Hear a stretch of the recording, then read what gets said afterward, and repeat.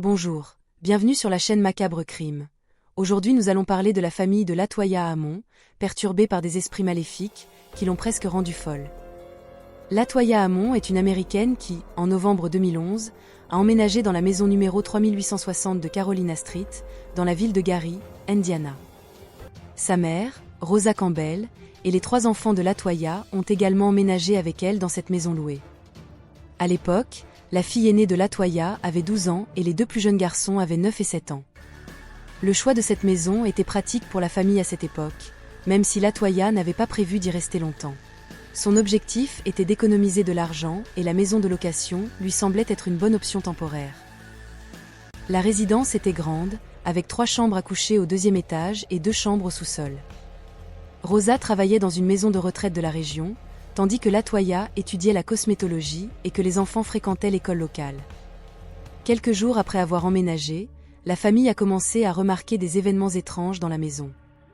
Au début, la résidence semblait paisible, même si elle n'a jamais été une maison complètement heureuse, car il y avait toujours un sentiment d'étrangeté dans la pièce. Les premiers incidents étaient mineurs, comme des objets disparus, ce qui a conduit à des accusations parmi les membres de la famille selon lesquelles quelqu'un avait pris quelque chose sans autorisation. Latoya a commencé à voir des ombres du coin de l'œil, ce qui lui a fait penser qu'elle pourrait avoir des problèmes de vision. De plus, les enfants ont commencé à se comporter de manière inappropriée et Latoya a d'abord cru que ce n'était qu'une étape.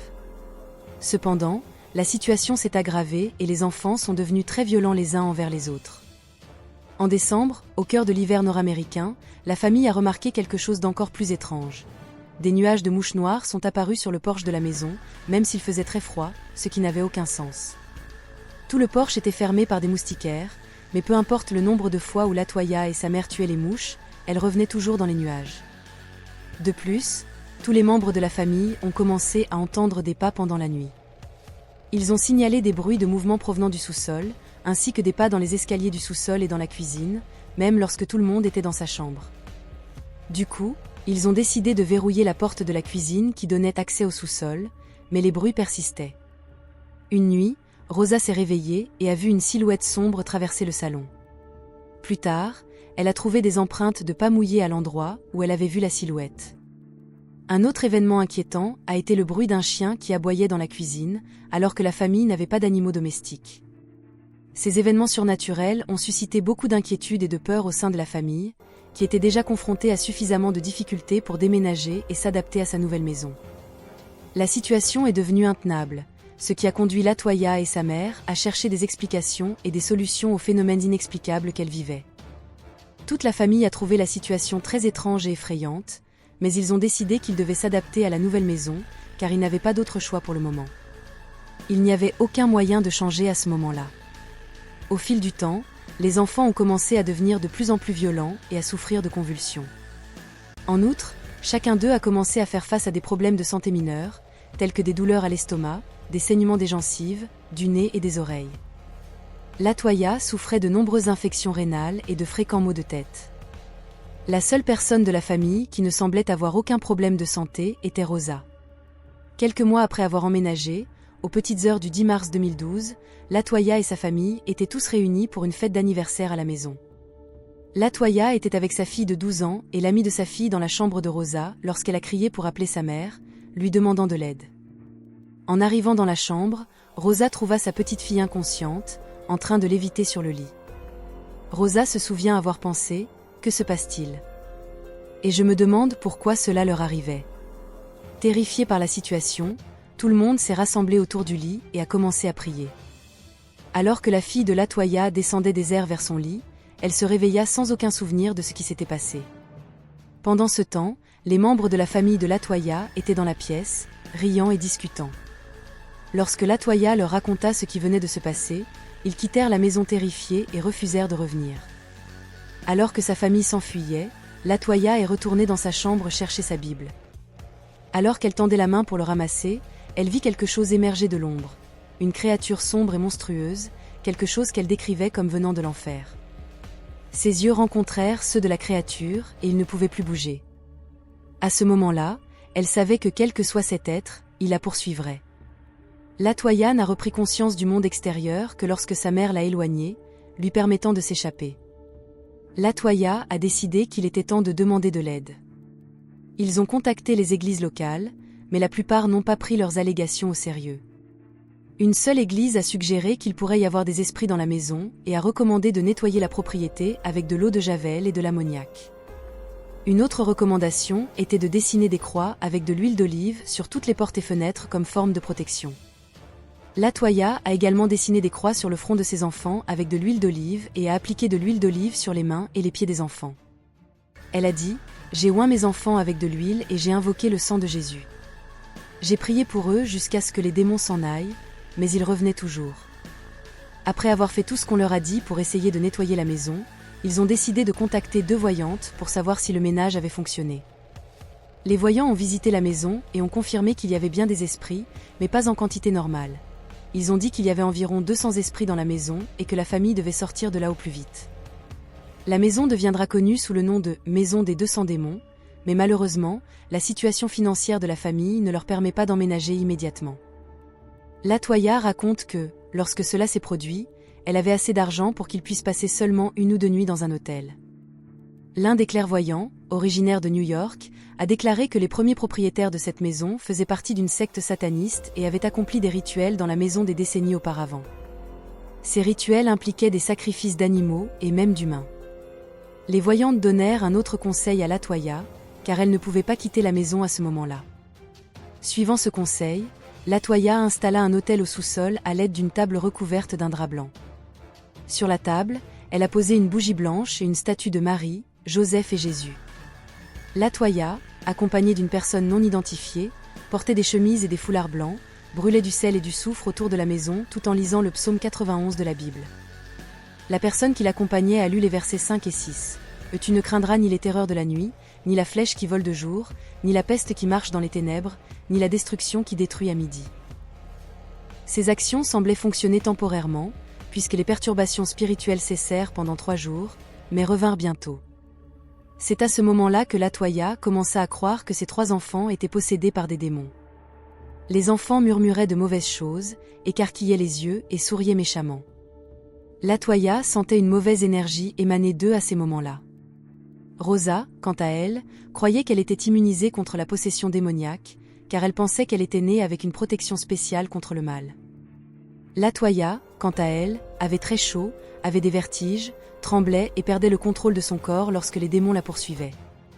Lors d'une des nuits de terreur, la famille devait rester ensemble dans la même pièce, car si quelqu'un était séparé, il commençait à léviter et était jeté au sol, en particulier les enfants. La famille a vu des objets bouger et tomber sur le sol, jusqu'à ce qu'elle atteigne la limite et décide de fuir la maison. Le plus jeune fils de Latoya a déclaré avoir vu une femme âgée aux yeux rouges, pointant un arc et des flèches sur lui. Cette dame n'a jamais été vue par Latoya, seulement par ses enfants. Le plus jeune avait aussi l'habitude d'entrer dans le placard et de parler à un esprit nommé Trey, que lui seul pouvait voir. Trey lui a décrit ce que ça faisait d'être assassiné. La voyante informe la famille que Trey et sa mère ont été assassinés à proximité de la maison ou à l'intérieur de celle-ci. Après un épisode violent, la fille aînée de Latoya a dû se rendre chez le médecin pour se faire recoudre après avoir été frappée par la tête de lit. Elle a également rapporté qu'elle avait parfois l'impression d'être étouffée et qu'elle entendait une voix dans sa tête lui disant qu'elle ne reverrait plus jamais sa famille et qu'elle mourrait dans les 20 minutes. Latoya réalisa que quelque chose de surnaturel affectait sérieusement ses enfants, qui commençaient à manquer beaucoup d'école. Bientôt, la police et les médecins se sont impliqués dans l'affaire. Le médecin de famille, le docteur Geoffrey, a été appelé pour visiter la maison. Lors de la visite, les enfants de Latoya ont insulté le médecin avec des voix démoniaques. Il a ensuite rapporté au Indianapolis Star qu'il n'avait jamais rien entendu de pareil de sa vie et que cela l'avait profondément effrayé. Le médecin a pris des notes sur le comportement des enfants et, avec son équipe médicale, a vu le plus jeune fils de Latoya léviter dans les airs sans que personne ne le touche. Il a été projeté contre le mur et peu de temps après, lui et son frère aîné ont perdu connaissance. Incapable de réveiller les enfants, le médecin a appelé le 911. Peu de temps après, 8 policiers et plusieurs ambulances sont arrivés sur les lieux. Les enfants ont été transportés à l'hôpital méthodiste. Pendant ce temps, Latoya a essayé de dessiner des croix à l'huile d'olive sur ses enfants, comme elle l'avait fait auparavant, mais le personnel médical s'est moqué d'elle. Ensuite, elle a commencé à prier. Le fils de 9 ans s'est réveillé normalement et en bonne santé, mais le plus jeune s'est réveillé en criant et en se débattant violemment, ayant besoin de 5 hommes pour le retenir. Une information anonyme a été adressée au département de la protection de l'enfance, demandant que la situation de la famille de Latoya Hamon fasse l'objet d'une enquête pour suspicion de maltraitance et de négligence envers les enfants. On croyait que les enfants inventaient des histoires et que Latoya encourageait ces comportements. Valerie Washington, la travailleuse affectée au cas, a examiné les enfants le 19 avril 2012 et les a trouvés en bonne santé physique. Elle a également évalué Latoya et a conclu qu'elle n'avait aucun problème mental. Au cours de l'entretien, la fille aînée a déclaré avoir des pensées étranges et des choses inhabituelles qui se produisaient dans la maison la nuit. Elle a affirmé que certaines nuits, elle avait été projetée et attaquée par des ombres sombres, montrant comme preuve une ecchymose au poignet. Dans le rapport, Rosa décrit que ses petits-enfants ont été attaqués par des démons, sont devenus violents et abusifs les uns envers les autres, se sont battus puis se sont évanouis. Rosa a affirmé qu'elle avait déjà demandé de l'aide et qu'elle avait remarqué que le comportement de Latoya et de ses enfants avait changé depuis qu'ils avaient emménagé dans la maison. Selon elle, la famille avait besoin de dormir à 20h du soir, car si elle restait éveillée jusqu'à 23h, les esprits les dérangeraient, lançant des objets et déplaçant des objets dans la maison, en plus de rendre l'environnement très froid. Rosa a également déclaré que les esprits l'avaient touchée, elle et ses enfants. Latoya a été évaluée psychologiquement et n'a reçu aucun diagnostic indiquant des problèmes mentaux, étant considérée comme en bonne santé. La police a décidé de se rendre à la maison pour vérifier la situation. Ils trouvèrent de nombreux objets religieux, plusieurs bibles, et remarquèrent que la maison était très organisée, avec beaucoup de nourriture. À l'hôpital, Latoya a parlé à une autre employée dans une pièce séparée, réaffirmant que tout ce qu'elle avait rapporté était vrai. Alors qu'elle détaillait l'aide qu'elle avait recherchée auprès de différentes entités religieuses, ses enfants se trouvaient dans une pièce adjacente. Au cours de la conversation, Latoya a commencé à entendre son plus jeune fils grogner. À mesure qu'elle parlait davantage des églises et des conseils qu'elle avait reçus pour faire face aux démons, les grognements devenaient plus forts. Soudain, ils ont entendu une détonation et le deuxième fils de Latoya a crié à l'aide. Lorsqu'elle et le médecin entrèrent dans la pièce voisine, ils virent le plus jeune fils étouffer son frère, les yeux révulsés, grognant et montrant les dents. Il a fallu plusieurs membres de l'équipe médicale pour séparer les deux. Après avoir été retenu, le plus jeune fils a commencé à trembler puis à s'allonger, changeant son expression faciale. Pendant que les psychologues et la famille discutaient de ce qu'il fallait faire de l'enfant, celui-ci se remit à grogner et à regarder son frère avec un sourire sinistre. Le frère cadet s'est approché de sa grand-mère, la frappant à la tête et sur le ventre, jusqu'à ce qu'elle puisse lui tenir les mains. Pendant qu'il priait, l'enfant a commencé à parler d'une voix épaisse et menaçante, en disant « Il est temps de mourir. Je vais te tuer. » En lui tenant les mains, la grand-mère a été témoin de quelque chose d'encore plus effrayant. Le garçon a commencé à marcher à reculons et à escalader le mur, comme s'il marchait sur le sol. Ceux qui ont vu cette scène ont confirmé qu'il se déplaçait effectivement sur le mur d'une manière inexplicable. Il fit un saut périlleux sur sa grand-mère, lui lâcha la main, atterrit sur ses pieds puis s'assit sur une chaise, mettant quelques minutes pour revenir à la normale. Lorsque tout cela s'est produit, en plus de la famille, une infirmière et l'employée Valerie Washington, responsable du dossier, étaient présentes et complètement terrifiées, fuyant les lieux. L'équipe a décidé de demander au psychologue Dr Richardson de rapporter ce qui s'était passé, mais il n'a pas cru à l'histoire. Il s'est rendu dans la pièce où se trouvait la famille et a demandé au garçon de répéter ce qu'il avait fait, mais le garçon a répondu qu'il ne savait pas comment faire et que, même s'il avait essayé, il n'y était pas parvenu. Bien que plusieurs personnes aient été témoins d'événements étranges avec la famille, tant à la maison qu'à l'hôpital, beaucoup doutaient encore de la véracité de l'histoire. Après évaluation du cas, il a été établi que les enfants étaient en danger et il a été décidé de les séparer de leur mère. Le département de protection de l'enfance a agi rapidement et, le même jour, a séparé Latoya de ses enfants. Latoya a été dévastée et a déclaré « Nous avions déjà traversé tant de choses ensemble et nous nous sommes battus si durement pour nos vies. Il était évident que nous formions une équipe et que nous nous battions ensemble, et ils nous ont séparés. » Le plus jeune fils de Latoya s'est vu refuser une évaluation psychologique, malgré l'insistance du personnel hospitalier. Les enfants ont été envoyés dans des foyers de groupe le lendemain. Un révérend local nommé Michael Magno a entendu parler de ce qui se passait dans la maison et a été appelé pour exorciser le fils de Latoya, âgé de 9 ans. Le révérend n'a pas immédiatement accepté la demande, mais a d'abord interviewé Rosa et Latoya pour comprendre la situation. Ils ont passé 2 heures à raconter leurs expériences au révérend. Au cours de la conversation, la lumière de la salle de bain commençait à clignoter à chaque fois que le révérend s'approchait et s'arrêtait lorsqu'il s'éloignait. Le révérend Michael pensait que cela pourrait être l'œuvre d'une force démoniaque qui semblait le craindre, car elle diminuait sa manifestation à son approche. L'entretien s'est poursuivi et les rideaux ont commencé à se balancer même sans vent ni brise. Le révérend affirmait avoir vu des empreintes de pas apparaître dans le salon de la maison. Latoya a commencé à se plaindre de maux de tête et lorsque le révérend lui a placé une croix sur le front, elle a eu des convulsions. Après un entretien de 4 heures, le révérend était convaincu que la famille était non seulement tourmentée par des démons, mais qu'elle vivait également avec des fantômes dans la maison. Il bénit la maison et conseilla aux femmes de trouver un autre logement. Latoya et Rosa ont séjourné temporairement chez un parent proche. Une semaine plus tard, fin avril, Latoya a dû rentrer chez elle avec Valérie et la police du comté de Lake pour une inspection de son domicile. Des policiers des départements de Gary ont également demandé à participer à l'inspection par curiosité, aux côtés du capitaine Charles Austin. Au début, le capitaine Austin ne croyait pas à cette histoire, pensant que Latoya inventait tout pour attirer l'attention ou gagner de l'argent. Mais après avoir visité la maison et discuté avec des témoins, il a été convaincu de la véracité des informations.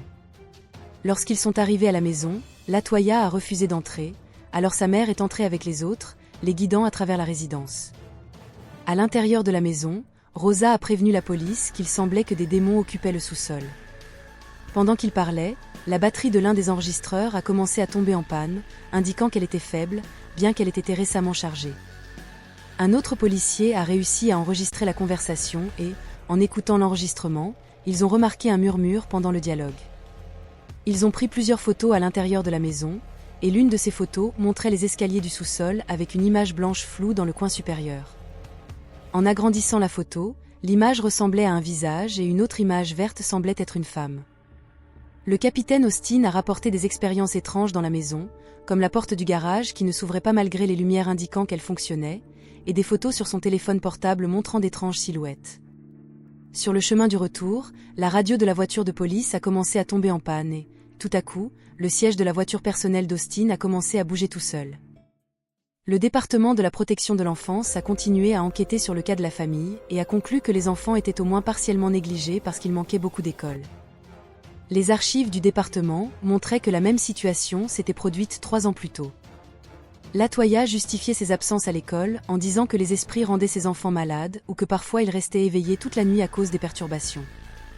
Une évaluation psychologique du plus jeune fils de Latoya a révélé qu'il avait tendance à agir comme s'il était possédé chaque fois qu'il était défié ou posait des questions auxquelles il ne voulait pas répondre. Le garçon s'est comporté de manière cohérente et logique, réagissant normalement jusqu'à ce que le sujet des démons soit abordé. Les histoires qu'il racontait étaient étranges et fragmentées, et il changeait de version chaque fois qu'on lui demandait de les raconter. Le docteur Stacy Wright, la psychologue clinicienne responsable de cette évaluation, a conclu qu'il n'y avait aucun comportement psychotique chez le garçon.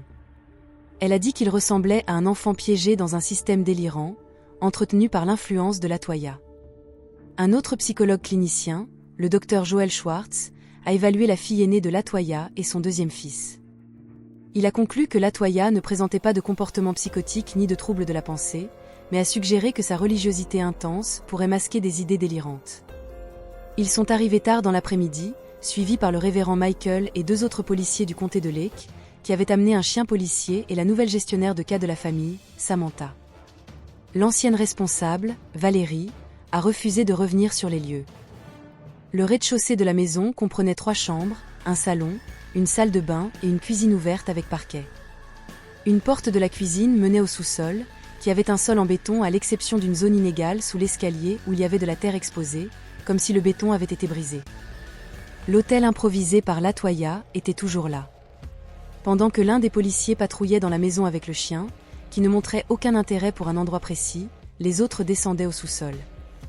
Samantha a rapporté avoir touché quelque chose d'étrange, liquide et collant. Le révérend a commencé à chercher des pentagrammes ou des objets maudits et a même creusé de la terre sous les escaliers, mais n'a rien trouvé. Après avoir comblé le trou, il bénit la cave avec du sel. Lorsqu'ils retournèrent au salon, Samantha ressentit un picotement au petit doigt, qui devint très blanc et douloureux, provoquant la panique. Elle a dû quitter la maison parce qu'elle disait qu'elle ne pouvait pas respirer. Latoya a également commencé à ressentir de graves maux de tête et a dû partir. À l'approche du crépuscule, le capitaine Austin a refusé de rester dans la maison, mais les autres agents ont poursuivi l'enquête. À l'intérieur de la maison, les agents ont observé une substance huileuse suintant des rideaux. Pour s'assurer que Rosa et Latoya n'avaient pas répandu d'huile dans toute la maison, ils ont nettoyé la substance avec du papier absorbant et ont fermé la pièce pendant 25 minutes, en restant à la porte pour empêcher quiconque d'entrer. À leur retour, l'huile coulait à nouveau. Le révérend Michael a déclaré qu'il s'agissait d'une manifestation claire d'une entité démoniaque et a écrit à l'évêque pour lui demander la permission de procéder à un exorcisme. La demande a d'abord été refusée, mais l'évêque lui a conseillé de procéder à un exorcisme mineur, sans avoir besoin d'une autorisation formelle. Les prêtres locaux lui ont recommandé de rechercher cette technique en ligne. Le révérend Michael a effectué une intense bénédiction sur Latoya, composée de prières et de demandes pour que les démons partent. Samantha et 2 policiers étaient présents. Samantha a déclaré que même si elle ne pouvait pas dire que c'était démoniaque, elle avait ressenti des frissons pendant le rituel de près de 2 heures, rapportant « Et c'était comme si quelqu'un était dans la pièce avec vous, respirant dans votre cou ». Après la visite au domicile de la famille Hamon, Samantha a eu une série de problèmes de santé. Une semaine plus tard, elle a subi des brûlures au 3e degré dans un accident de moto, et le mois suivant, elle s'est cassé 3 côtes en jet ski, une main après avoir heurté une table. Et une cheville lorsque vous courez avec des tongs. Après le premier rituel, le révérend a encouragé Latoya à rechercher les noms des démons qui pourraient lui être liés, estimant que chacun avait une personnalité qui représentait les problèmes rencontrés par la famille dans la maison. Lors d'une recherche sur Internet, en compagnie d'un ami, l'ordinateur présentait des problèmes techniques constants et s'arrêtait à plusieurs reprises. Latoya a persisté dans ses recherches et a trouvé des noms de démons qui coïncidaient avec les problèmes auxquels la famille était confrontée, comme Belzébuth, le seigneur des mouches. Après cette découverte, l'évêque autorisa le révérend Michael à procéder à un exorcisme. Il a fallu 3 rituels, 2 en anglais et 1 en latin, qui ont eu lieu entre mai et juin 2012, à l'église Saint-Stéphanès à Maryville, Indiana. Pendant les exorcismes, Latoya a eu des convulsions et a déclaré avoir l'impression que les démons lui faisaient du mal alors qu'ils essayaient de rester dans son corps. Lors du 3e exorcisme, un papier portant le nom de l'un des démons a été brûlé, aidant ainsi à libérer la famille des entités. Après les exorcismes, Latoya et sa mère Rosa ont déménagé à Indianapolis. Les enfants sont restés sous la garde du département de la protection de l'enfance pendant un certain temps encore. Ensuite, le révérend Michael a béni la nouvelle maison de la famille. Bien que d'autres familles n'aient pas signalé de problème dans l'ancienne résidence des Hamon, l'attention portée à la maison a conduit le propriétaire, Charles Reed, à demander à la police de Gary d'arrêter de patrouiller dans le quartier car cela effrayait les nouveaux locataires. En novembre 2012, après environ 6 mois d'intervalle, les enfants de Latoya lui ont été confiés. Il se sentait plus en sécurité dans la nouvelle maison et aucun autre incident avec des esprits n'a été signalé. Un enquêteur paranormal nommé Hak Bagan a acheté l'ancienne maison des Hamon et l'a démolie en 2016. Avant la démolition, il a récupéré quelques pièces du sous-sol pour les exposer dans son musée de Las Vegas. Latoya et sa famille n'ont pas l'intention de retourner sur le site de leur ancienne maison et discutent rarement de ce qui s'est passé, car cela a été une expérience traumatisante pour tout le monde. Après avoir surmonté les événements, la famille a trouvé le bonheur et la sécurité. Rosa a commenté que le plus dur a été d'être témoin de la douleur de sa fille et de ses petits-enfants, déclarant « Ma fille était au bord de la folie. C'était difficile à regarder, c'était horrible. » Dans une interview accordée au Daily Mail en 2014, Latoya a rappelé son histoire et a ajouté « Nous avons combattu Satan de front et avons gagné. » Un film basé sur l'affaire de la famille Hamon, intitulé The Deliverance, a été produit par Netflix mais n'est pas encore sorti. Je suis curieux de savoir ce que vous avez pensé de cette affaire. Partagez vos opinions dans les commentaires et n'oubliez pas d'aimer, cela aide beaucoup à promouvoir la chaîne.